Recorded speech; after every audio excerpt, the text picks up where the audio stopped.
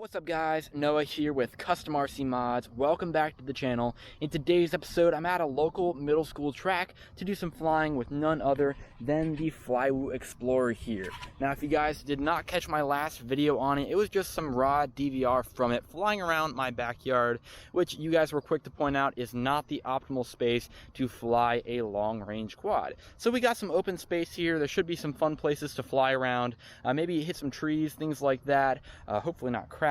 But we'll see how things go. I'm just really excited. I've never flown at this space before, so it's going to be very, very interesting to do so. Without further ado, I'm going to go ahead and get right into it. As you can see today, I do have the addition of my stick cam. There's not really a lot to see. I'm not doing any crazy flippy floppy tricks or anything like that, but if you're interested in learning how to fly smoothly on high rates, go ahead and pay attention to my stick cam. I think I can do a relatively good job of it and show you guys what I'm doing. So let's go ahead and get into the flight.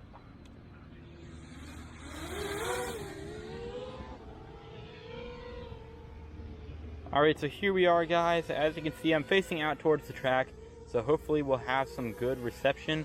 I'm just going to start by doing a lap because that's the first thing you obviously have to do when you're at a track of any sort. Reception is looking really good. RSSI is jumping all up over the place, so don't know if that's a good thing or a bad thing. I really have not yet quite understood what Crossfire RSSI is recently.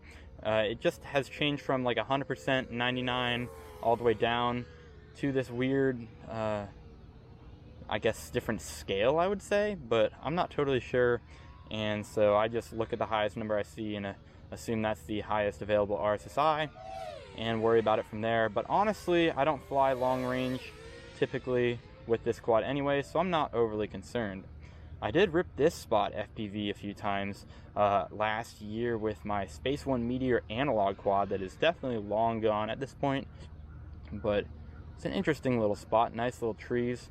What I did not realize is that there's homes right on the other side of this little tree line, so it's not quite ideal. It's very loud, and there's some people talking about what in the world was going on the other side of the tree line there, but yeah, that was interesting. I don't know if I'll ever do that again, but this is a very interesting spot. Obviously, there's a lot of wide open space to fly around at will, and it is definitely something that is going to be fun for exploring. I'm not totally sure, I guess, what my range limitations would look like, or if I'd even be able to find them at a place like this, but we're all the way out over here, which is a good 100 meters away. I'm using the track as a reference.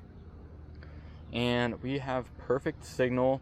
We're at 35 milliseconds of latency on DJI. And honestly, guys, if you're worried about latency on your DJI FPV system, just trust me. Even if you're like thinking about buying it and you're worried about the variable latency, unless you're a full-on long-range pilot, you're probably not gonna feel it. Like, that was just 35 milliseconds. Normally it's hovering right around 20, and honestly, I did not feel any difference there. Now, this, granted, is a long-range quad, meaning that there really isn't too much flippy-floppy, snappy maneuvers that you'd be able to feel that latency very quickly with, but it is just something that is good to keep in mind. I am flying 1,000 milliwatts right there with the DJI system, so there is plenty of range to be had, and that is just something to keep in mind in there as well. This is an interesting little spot. There's a car over there, and I'm assuming that's some person, maybe a faculty member of the school or someone that's talking on the phone. I'm not totally sure. It's a running car. It's just sitting on the road, the little service road that goes back to the baseball stadium back there. So I'm not totally sure. I'm not going to bug them or do too much crazy stuff, but we're back here and the latency is holding. So is my RSSI, and that's really good to see. I have not pushed long range on this, nor do I really plan to. There's just not a lot of good environments out here.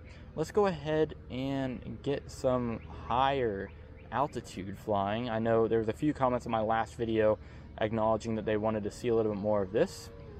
There is a water tower up there that's down the road. I drive by pretty much every day. I have in the past. My old job was down that way, but now I'm working a little bit of a different job. Like I said in my initial video, I really love how this quad carries speed. And it's something that doesn't have to go overly fast, and it doesn't go overly fast, but just the way that it has the throttle applied makes it a really, really fun quad to fly. Because right now, I got the stick off, I got my hands off the stick, as you can see, and it still is holding its speed really, really well. You can see I'm not really messing with my throttle that much, as you probably should. Flying long range, you should just keep it right where it's at to fly very efficiently.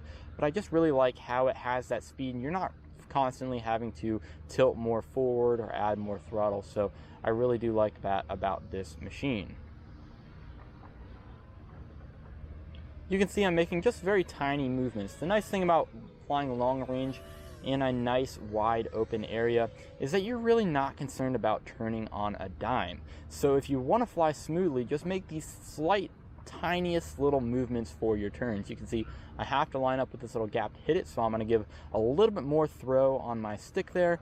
But if I'm just going to go ahead and turn and miss this tree, I'm giving barely any stick input there and flying very, very smoothly. And the slower you turn, the less noticeable it is. So if you're just going to do something like this, obviously that is super noticeable. But if you're just doing something like this, back and forth, skating around the sky, it's going to be a lot more pleasing to the eye, especially if you're going to be making something that you plan to post on YouTube or some other platform where viewers will be watching it. And that's something, that's a whole nother conversation, honestly, about, you know, whether FPV freestyle is good flowy, where it's very pleasing and satisfying, or if it's good just to show off your raw talent. I personally like just to do flowy freestyle, not because I can't appreciate the other type of freestyle, but flowing freestyle that is very cinematic definitely caters to my flying style a little bit better personally, and that's just what I like to do. Go down this road a little bit, see what we're doing. 38 milliseconds, not too bad. That's pretty much where we've been at for most of this flight. We're at 41 now, and we're getting even closer to myself. So I'm still trying to make sense of what all this stuff means, what these, what's like a good millisecond range and what's not. So I guess we're just kind of rolling with it, because in my backyard I get like 25.